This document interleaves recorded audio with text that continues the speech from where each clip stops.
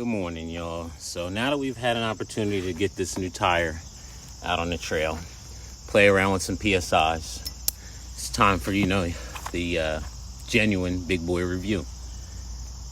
So, with how soft the tire is, the width is amazing, that's all good and dandy. But with how soft the tire is and how heavy the tire is, because it's a heavier tire, if you drop the PSI too low, you will surge a lot. Your board will overheat as well. It's almost as if you need to have the PSI up high enough to where you're still rolling versus dragging from the tire, gushing in and catching whatever you're rolling over. Instead of catching it, it needs to roll over it. I feel a lot of drag once you drop the PSI below a certain point. I'm not giving my numbers though. I see what Les was saying when it came to his review and not wanting to use it, just close to race time, because when there's, like he said, there's like two tires on itself on the outside. It's as if they did a big tire in the middle and then two bands on the outer. And what happens is you fall into that band, but not all the time in your turn are you on that same band, especially like he said on non-berm turns when there's nothing to like ride and flow through, like flat ground stuff. And I'm not even talking like quick switchbacks either, because the stuff out here doesn't have quick switchbacks, but it's got, you see the turn coming and you line up your eye and you hit your apex, So once you get on your line, if that line needs to adjust at all, you're essentially rolling back onto that middle tire, rolling back out on it, and it gets to be like this. I'm still trying to see if there's a PSI where it doesn't do that as much. I mean, so far I'm liking running this tire at a higher PSI. So that way it doesn't drag, honestly, and cause it to surge. Because I'm out here on a full battery, and to be surging at, in 90%, and like I'm not really pushing it right now. Like I don't even have all my gear on. I'm just kind of flowing out here, testing out the new tire, seeing what it's about. And these are the things I'm noticing, like just it drags if you put the PSI too low. But at the same time, once you start putting the PSI up, it gets to be a little bouncy. And I'm not rocking no Joe hook on the front today either, just because I got fractured feet and I'm trying to let them rest. And they're not fractured from the Joe hooks. I freaking slammed my shit into the bed, and then a plastic bag from we're doing some donation stuff, getting rid of some clothes. I walking past it full speed and snagged it on a heavy duty plastic bag. Shit sucks. But yeah. So all in all, the mass population is gonna love this tire. Absolutely love it. It rips. It really does. It just needs to be dialed in a little bit more when it comes to how they did that progression into the sidewall. And the other thing I'd like to see is a little more meat in the sidewall, because though it's a 7-inch tire, like we're still working low profile. So my worry is once you get so low in PSI, if you hit a root or a rock hard enough, will you still bash your rim? It's a softer tire. We were bashing our rims with that hard ass stock tire. But scale of 1 to 10, if I were to give this tire a rating, I'd probably give it a solid 8. Solid 8. All right, follow up on the review. New segment, new area trail. See that there, a little more roots and chunks. And yeah, everything I said about this tire possibly being too soft and causing you to smash the rim is true. It happens. Good morning, how you doing? Hey, puppy. Yeah, I was coming through here specifically. Let's see if I can get this knot root right here. Coming through, and as I go to take my line, the tire absorbs it. Great.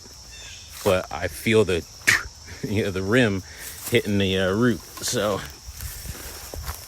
only problem is if I bring the PSI up anymore, it starts to get bouncy. Be nice to be able to set it at a PSI where it's less bouncy and eats more of what's going on without the lag it's given me as a bigger. So I'm genuinely curious who the heaviest person was that they got to test this tire and like go out and smash trails. Like, I'm talking not a bigger dude that just cruises around on trails. Like, no, someone who aspires to be a pro, someone who, you know, really gets out, puts his body on the line. Like, what's the heaviest person that they got? Because it likes, I feel like it likes to hit, my rim likes to hit roots now, like, because it's a softer tire, but we're still working with that same low profile wall. And with that being done, I mean, we were smashing our rims before. I'm honestly worried now, because I feel like if I go hit Mercer Park and I hit like Cannonball Run, where there's a bunch of chunk going downhill, at one point you blop down into like the canyon, and I feel like I'd really smash my rim.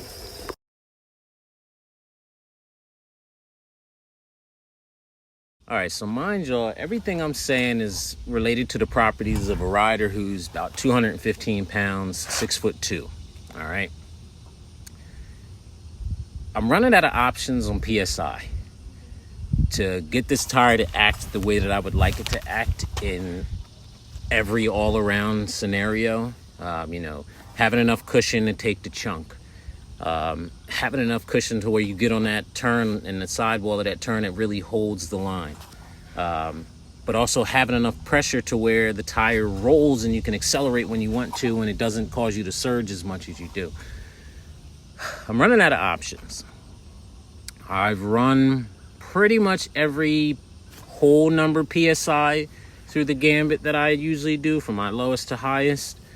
And I've done a couple of halves bouncing around. And yeah, we're gonna have to take some time with this tire, because at the current PSI that I'm at, which in most scenarios it was feeling great, feeling awesome, but at 25 miles an hour, and I can go faster, but at 25 miles an hour, this thing gets to whipping, boy.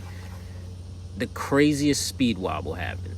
And it wasn't even on no like off-camber trail. It wasn't on anything crazy, like just a straightaway fire. And I'm trying to see how fast I can get it up to and how it acts, because I want to know that, like, all right, what does it feel like when I hit 30? Yeah, 25, this shit got scary. This shit got real scary.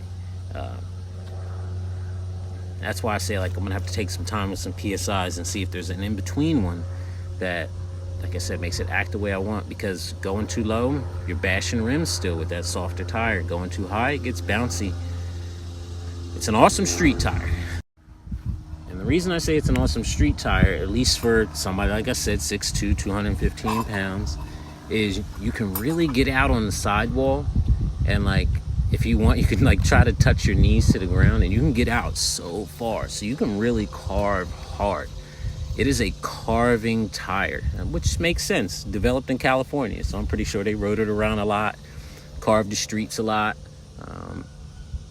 You know, like, had a lot of fun, and it feels amazing. And then on a trail, it does feel good. But it's got its ups and it's got its downs. Like I said, we're gonna work with her. We're gonna see what, you know, what we can do, and if we can find that magical PSI that has it running the way I want to run it. But like I said before, solid 8 for this tire.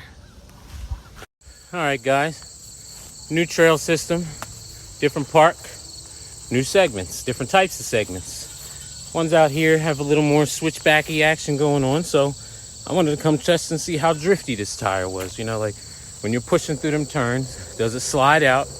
Pretty much like the Enduro did, because it doesn't have those real chunky treads. Yep, it does. It's a chunk eater. You know what I mean? Like rocky stuff, bombing down things like that. It's a chunk eater without a doubt. But when it comes to turning, like, to say this thing is as nimble as a 5.5 is blowing smoke. Like, it's really not. It's nimble for a 7-inch tire. This thing is nimble. I would say it's definitely as nimble as the stock GT tire out the door, you know, with high PSI in it. You know, like at a lower PSI, it is as nimble as that at a higher PSI, if that makes any sense. And the one thing I will say when it comes to the switchbacks and whatnot, so it's really good at getting on its edge. Like when you're going bam, bam, bam, like you can get it on its edge.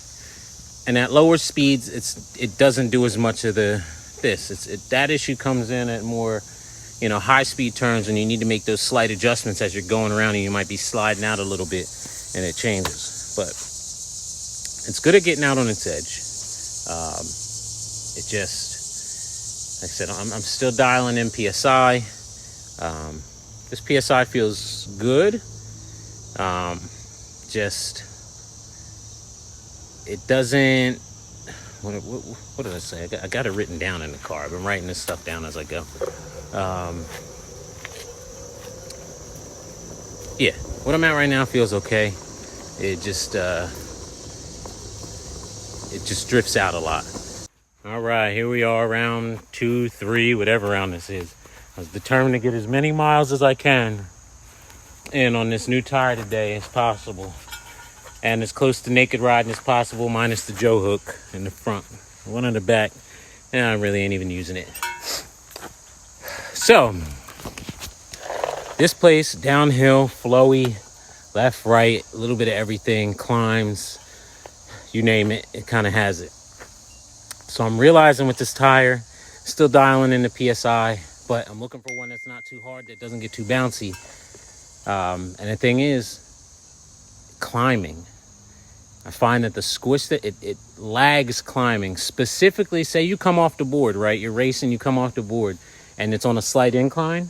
Since there's so much gush to the tire, it is sluggish to climb that hill to get you going again. Like that's what I'm saying. I'm trying to find that right PSI that's going to allow me to mob, not bounce around too much, but then is also firm enough to be able to allow me to climb and get up different hills and whatnot. So I've literally been doing this one loop right here that we're going to put a segment on next year too, where it's a climb that goes up and you kind of bomb down, sweep through here, do some drops off some roots, and then whip around on a straightaway trail that's got some chunk on it, and then it winds you back into the climb again so you can climb up again. And I came off on one of the climbs, hit a root, cooking through there, go to get back on, and man, she did not want to climb up that hill. And I'm really not down in battery at all because I haven't been here that long. So let's keep on this riding, just get some miles on the legs, get some miles on the tire, and continue giving y'all some good feedback.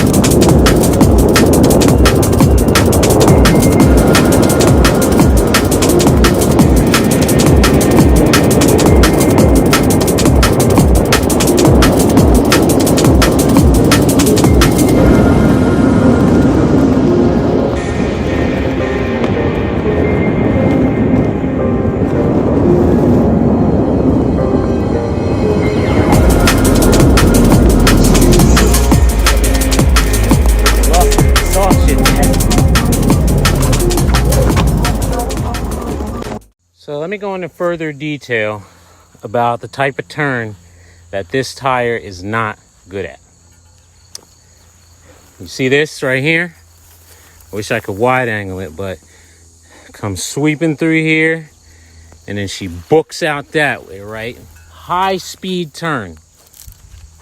When you get on the edge of this thing, with all the change here, the gravel, your slight drift that you're gonna do as you're going around at high speed, the tire is going to want to readjust because you kind of come out of that secondary tire they put on the outside. You can even see the line in the tire. I didn't do this. What is this from? Is there something rubbing? I don't know.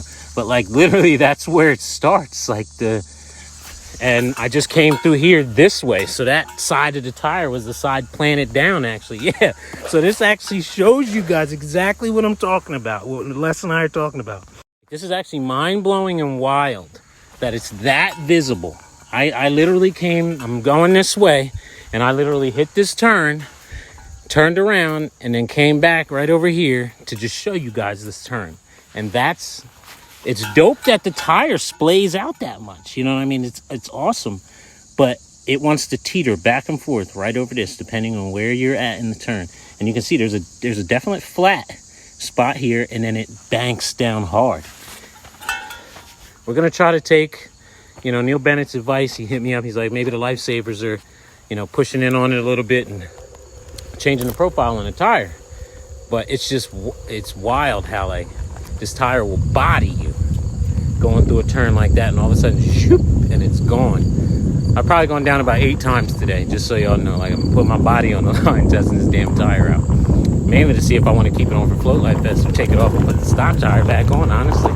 And the only reason I say go back to the stock tire, which is hard as rock and bouncy, is I've been riding it for so long and I'm used to it. And I know it's not going to get out on a plane like that and teeter on me. It doesn't teeter at all. It just slides across shit. So at least I know what to prepare for. Where this, it's still learning pressure, still learning teeter point and everything. So I don't know. We're going to see. 5 miles into my ride here. Got 5 more to go. Put in 10. And yeah, we'll see how much more I like her, you know. It's not that I dislike the tire. I'm just nitpicking in hopes that they see these reviews, because I have a feeling they watch my stories. And, you know, they see these reviews so they just know in the next iteration of the tire, whatever they do and make, what to look for. Holla at you, big boy. Let me test them for y'all so we can get a dope-ass tire. And again, not that this tire isn't dope. I said it earlier. If this was the tire that came out on the one wheel, the flagship, when it dropped, and this is what delivered to us in the mail, we would have had a lot less complaints about how this thing rides and, you know, what people thought of the GT. Because the number one complaint, when we got it, is this even going anywhere, or is this just a fishing spot for somebody? Yeah, it's just a fishing spot. Yeah, the biggest complaints were the tire. So if this tire was on it, it would have been a lot less complaints out the gate. But as someone who looks into great detail for these things, yeah, I'm just nitpicking. Like I said, for the mass population out there, you're gonna love this tire. Like, you're gonna absolutely love it. Take that stock tire off and put this one on and go smash something, because it's a chunk eater. That's for damn sure. So another thing I've noticed since I've come out here and I've hit some root drops and, you know, big bonks and things like that, the weight of this tire makes it act different, you know, when it's landing. I think due to the extra force on the motor, it wants to bring the tail down faster and harder. Just going through a couple of these spots here with some, you know, bigger drops, and I noticed that. I'm like, holy shit. Now, mind you, the only thing I've changed from this board is the tire. Like, this is the Katanas with the stock tire on it. Leveled out already, so I shouldn't have to re-level the board just from doing a tire. So yeah, feeling that difference. This board did not do that before. Feeling that difference, it's another difference I could say the tire does to the board. I don't even know how I'd measure battery draw, like if I'm getting less range, because I'm just smashing. So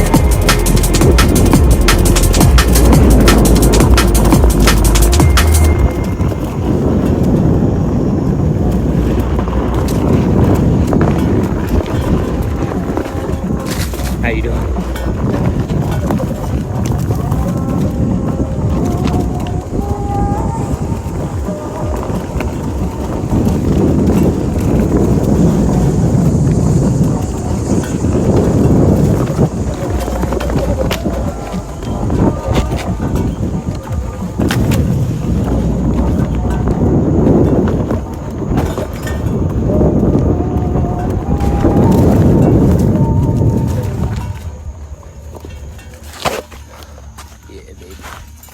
Paradise out here. I will say, if you're gonna rock this tire though, if you don't have chillers, get you some. Cause that additional weight of that tire being 7 inches, this board has had the Landsurf coolers on it for a long time now, stock tire. And I haven't gotten this motor up to like 170, and every time I would check it, this motor would be under 160. Today, ripping around here, not even pushing hard really, just cruising around, getting used to the tire, getting some miles on the legs. And I just looked at my thing and she was around like 178. So just imagine, without the coolers, I definitely would have been overheated by now. And as I'm riding home meditating on all the miles I put in on this tire today, so there's one other area that this tire that I have an issue with. So being 7 inches is awesome, you know, more width, more stability.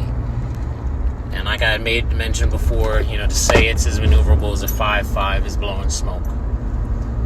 The issue with the tire, right? So say you're on some downhill flow, you choose your line, you turn into your line, and say you hit some rocks and you start bouncing, right? And your momentum's pulling you to the outside of the turn, but you want to pull back into the turn.